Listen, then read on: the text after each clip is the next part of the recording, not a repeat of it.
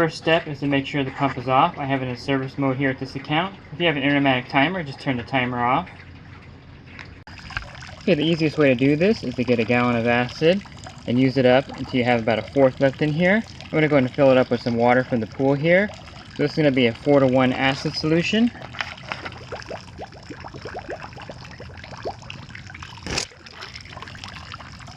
Okay, and take it back over there by the salt cell.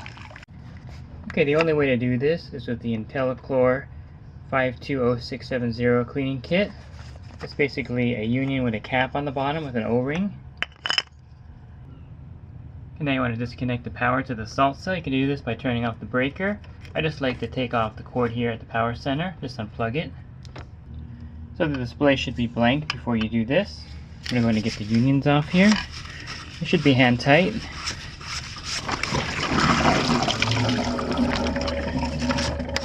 And I got the one here on the back. Get it off.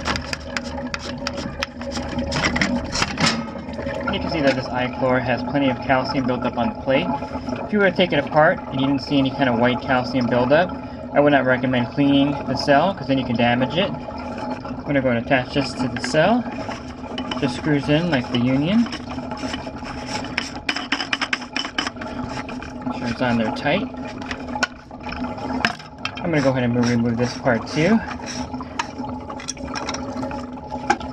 I noticed the iChlor cell is a little more unbalanced, so you want to prop it somewhere so it doesn't tip over. I'm going to go ahead and set it right up against here, that way it doesn't tip over.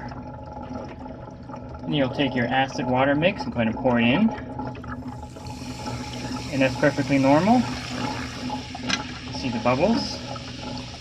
You can see there's a lot of calcium, so you're getting a lot of that bubbling. Again, if you don't see any bubbles, go ahead and immediately dump out the acid.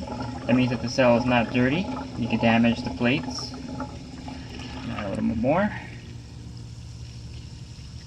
I'm going to let this soak for about 10 or 15 minutes.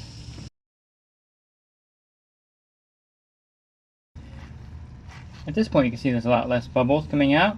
It's been soaking for about 15 minutes. I'm going to go ahead and dump the acid. I have a bucket here. I'm going to pour the acid into the bucket and dump it into the pool. At this point, since you're physically going to be touching the cell with acid in it, you should be wearing some kind of protective gloves. Okay.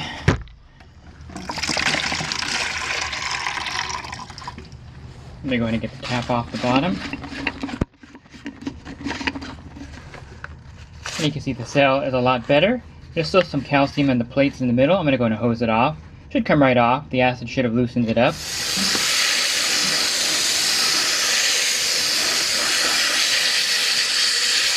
Okay, so overall it's looking a lot better. You can see that that side is clear. This side still has a little bit of residue in the middle.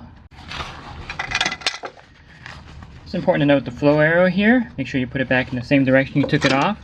The flow would be going towards the pool. Go ahead and put this back on. I'll put this union on.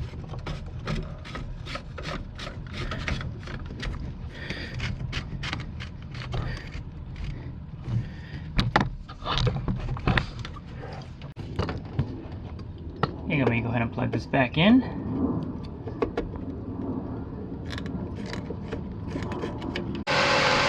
You want to make sure there's no leaks.